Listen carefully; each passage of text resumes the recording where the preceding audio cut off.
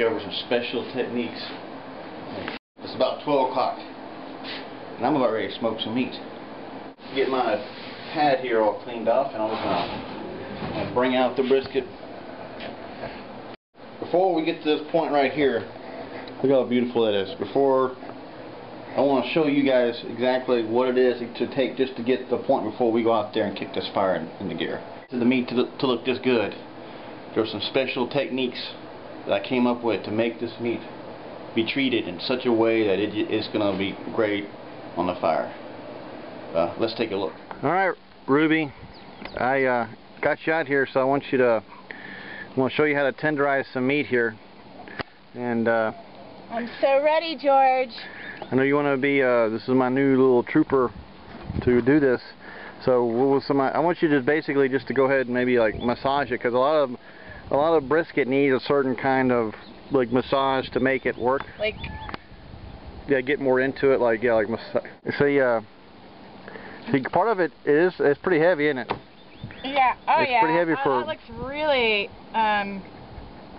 Is it supposed to look like this? Yeah, that's the fat side. That's called the fat side up. Ugh. And you got the fat side down. So you want to flip it. That's not the kind that you have to worry about. That's the good side there. Yeah. So yeah, I want you just basically to. I want you to really get into this. I want you to throw some enthusiasm to do this. Do you think you can? Do you think you can do this? I'm trying. I want you to start getting into it. I want you to start really putting into it more. A little more. I'm looking for a little more enthusiasm. All right, I'm enthusiastic. A little bit more than that. I mean, you say you can cook and stuff, but you know, if you're going to be in Texas, you're going to have to really put more into this crap. Come on, get into it a little more, girl. To get into a little bit more than that. Listen, you bitch, you're going to have to fucking work this a little bit more than this. Get into it. I'm into it. I want you. Okay. I love it. Listen, you're going to have to work it. I want you to work this thing. I'm working it. You're not working it fast enough.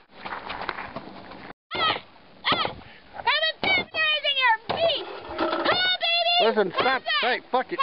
Hey, you're going to ruin this. You're going to have to start working this thing a little more than that, girl. Chicken George, bitch. I want this for tenderizing.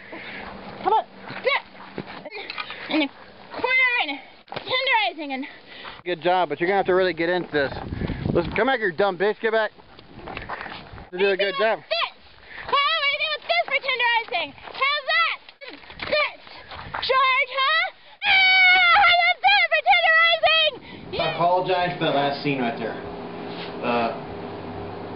I didn't mean to be sexist or chauvinist or say anything derogatory about women. But if you're going to start making brisket, I needed a little extra help in tenderizing it. And I just know that there's a certain love that only a woman can give if you know how to piss them off in the right way. And so when I got Ruby over there, I said to myself, well, is she going to do a good job of tenderizing this brisket? And I just knew that sometimes it's just a little bit of negative reinforcement doesn't hurt. And with that said, I want to show you my next radical new innovative technique. It's right over here. Hardcore tenderized, step one, and I'm going to go ahead and season it. Some ground pepper, a little bit of heat, working in there. There's sea salt. Salt is really important. You gotta put that shit like this. Sugar. Working there. Okay, let me tell you what I've done, guys. To make Hill's brisket, it takes a very special. I'm kind of like kosher, you know, but in a very AC/DC kind of way. And what I've done, and I don't think I'm being weird or nothing, but you got all the meat here, right? That's the meat. You know, I think y'all can see that. What I'm trying to do, I gotta have this extra level of love to this thing. So what I'm gonna do, and let me show you what I've done. So I got my computer down here, you know, and I made a special playlist, and I got my two speakers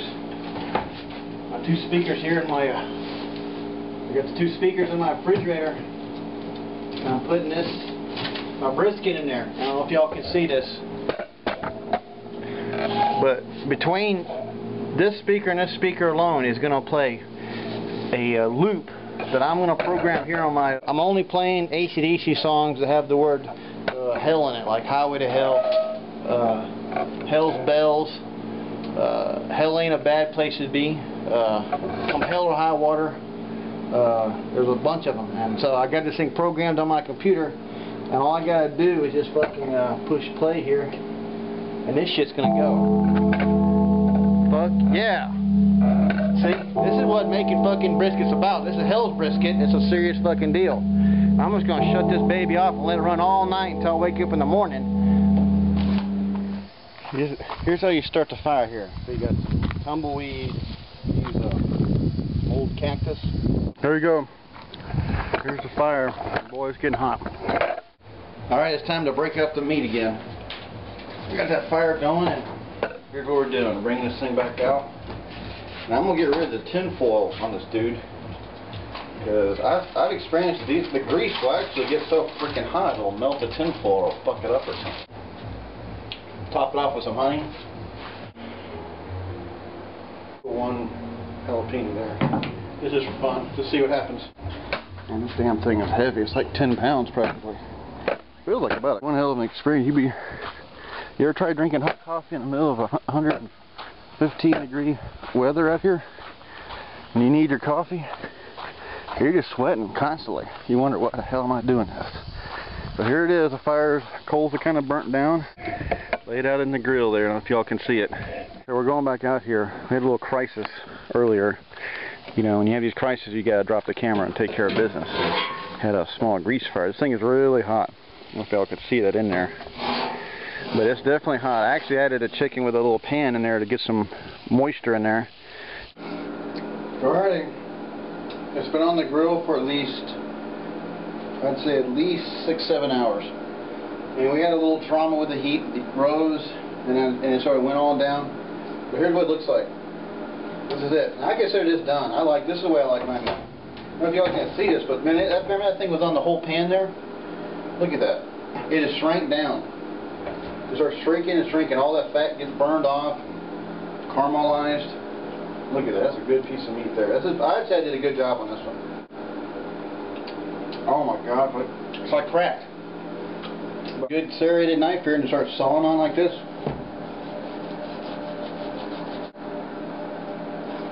A good center cut right there. So, look at that. Alright, looks good. Here it is. One slice of Hell's Brisket. Look how nice it looks. Oh yeah. Well, let me tell you something. To make this kind of brisket, don't think that those two techniques I introduced here, getting a woman to add her extra love to this, because you know, when you get a woman really pissed off, they can do a lot of things to your meat that you might not be totally prepared for. And secondly, only the chords and hard riffs of AC/DC could basically separate this meat. The pressure it put, the vibrations, it basically it made it extra tender and brittle. You know? Oh my God. That's good. So there you go, this Hell's Brisket. Y'all try it out for yourself.